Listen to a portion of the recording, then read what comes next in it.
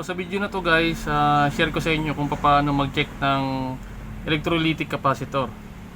So bago tayo mag-check, kailangan i-calibrate muna natin yung multi-tester natin. So short nyo lang to. Yan, kailangan naka-zero. O yan, naka-zero naman siya. No? So bago tayo mag-check, kailangan i-discharge muna natin itong mga ganitong capacitor, lalong-lalo na kapag bagong tanggal niya ito sa circuit board, no? So pag natanggal nyo, kailangan i-discharge muna natin siya. So bago natin sa i-check, ganito pag discharge yan. So kulang kayo ng long nose, and then i-short nyo yung positive at negative. So make it sure lang na may plastic tong hinahawakan nyo para hindi kayo mag-ground.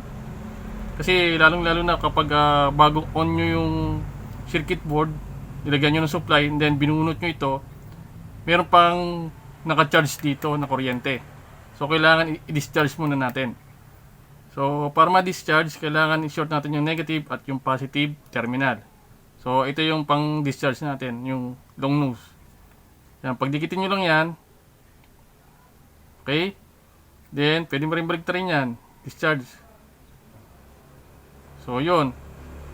Yung iba kasi may nag-i-spark pa dyan or may maririnig kang tunog pag nag-discharge ka ng electrolytic capacitor. So, para safe tayo, i-discharge muna natin itong mga ganitong capacitor. Short lang natin to. Yan. Then, next, discharge ulit.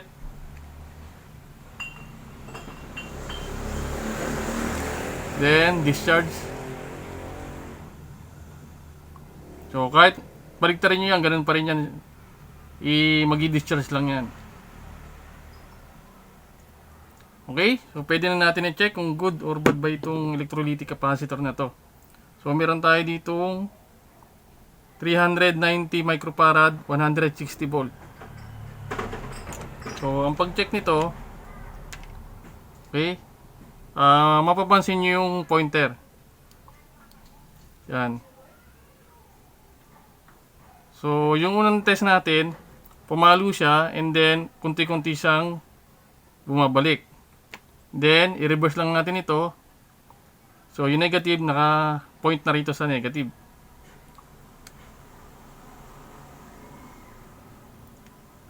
Yan. Once na bumalik siya sa infinite, ibig sabihin good yung capacitor. Okay? So meron naman tayo ritong 400 volt, 68 microfarad. So test natin. Yan, nakita nyo yung pointer, pumalo siya and then bumalik siya sa infinite. Then balik try lang natin. Yan, pumalo ulit siya and then bumalik siya sa infinite. So ibig sabihin good itong capacitor. And then, meron tayo dito 400 volt, 150 microfarad. So, test natin. Pumalo and then dahan-dahan siyang bumalik sa infinite. Then, pumalo yung pointer and then dahan-dahan siyang bumalik sa infinite. So pag ganoon guys yung status niya, ibig sabihin good itong mga capacitor na to. Pero kapag hindi siya bumalik, parehas siyang pumalo, ibig sabihin shorted. Ngayon, kapag hindi naman siya pumalo parehas, kahit baliktarin mo yung pointer ng tester nyo, ibig sabihin open yung condition or bad condition yon. Or kapag pumalo naman yung pointer mo and then huminto siya rito sa gitna, or hindi siya nakabalik sa infinite, ibig sabihin leak ang condition ng capacitor. So, ang trouble ng kalimitan ng ganitong capacitor ay shorted, leak, at saka open. Okay? So, yun lang guys, and sana may natutunan kayo ngayong araw na to, and then kung bago ko lang sa channel ko, paki-subscribe na lang. Then, maraming salamat.